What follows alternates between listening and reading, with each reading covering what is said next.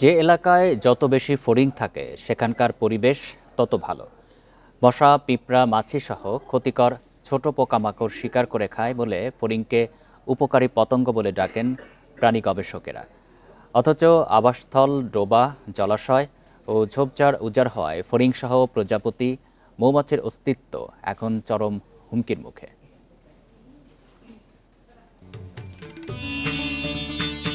পৃথিবীর প্রাচীন পতঙ্গ ফড়িং। প্রায় ৩০,০০০ বছর আগে এদের জন্ম।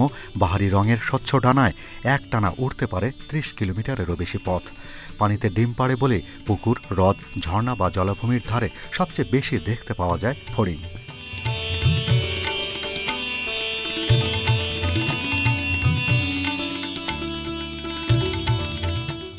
শুধু দেখার প্রশান্তি নয়, পরাগায়ন করে কৃষিতে রাখছে বিশাল অবদান। আবার মশা, পিঁপড়া, মাছিসহ ছোট পোকামাকড় শিকার করে খায় এই প্রাণী। তবে ধীরে ধীরে জলাশয়, ঝোপঝাড় কমে যাওয়ায় ও অসচেতনতায় বিপন্নর পথে উপকারী এই প্রাণী। গঙ্গা ফড়িংয়ের লেজে সুতো বেঁধে খেলার একটা চর্চা এখনও রয়েছে গ্রামীণ ছেলেদের মধ্যে। খেলার ছলে নিষ্ঠুরতাটা শিখছে প্রাণীর প্রতি, এবং এই প্রভাব কিন্তু একটা সময় তাকে সাইকোলজিক্যালি অনেক বড় একজন নিষ্ঠুর ব্যক্তিতে পরিণত করে। বাচ্চাদের পাঠ্য বইয়ে যদি এই বিষয়গুলো ইনক্লুড করা যায়, তাহলে তারা শুরু থেকেই একটা বার্তা পেয়ে যাবে যে কিভাবে আমরা এই সকল বন্যপ্রাণীকে রক্ষা করতে পারি। গবেষকরা বলছেন, পূর্ণবয়স্ক ফড়িং পানিতে ডিম পাড়ে এবং পানিতেই এর বাচ্চা জন্মে। যে এলাকায় যত বেশি ফড়িং থাকে সেখানকার পরিবেশ তত ভালো।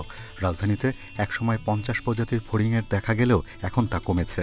তাই ফড়িংসহ প্রজাপতি, মৌমাছির মতো উপকারী পতঙ্গ প্রজাতি বাঁচিয়ে রাখতে উদ্যোগ নেওয়া জরুরি। যেখানে ফড়িংয়ের উপস্থিতি বেশি থাকবে সেখানে অন্যান্য প্রাণীর সংখ্যাও তুলনামূলকভাবে বেশি। বিভিন্ন রকম পাখি, বিভিন্ন রকম প্রজাপতি, ব্যাঙ বা আদার্স যে প্রাণীগুলো আছে। কিন্তু যখনই আমার এই প্রাণীগুলো ফড়িংয়ের সংখ্যা কমে যাচ্ছে, তার সাথে কিন্তু পুরো ইকোসিস্টেমের একটি চেঞ্জ আমরা লক্ষ্য করি। সম্প্রতি বাংলাদেশে নতুন 3 প্রজাতির ফড়িংয়ের দেখা মিলেছে। তবে একসময়ে দেশে শতাধিক প্রজাতির ফড়িং থাকলেও প্রতিকূল পরিবেশের কারণে ক্রমেই তা কমে আসছে। Shahriar Anirban, independent news, Dhaka.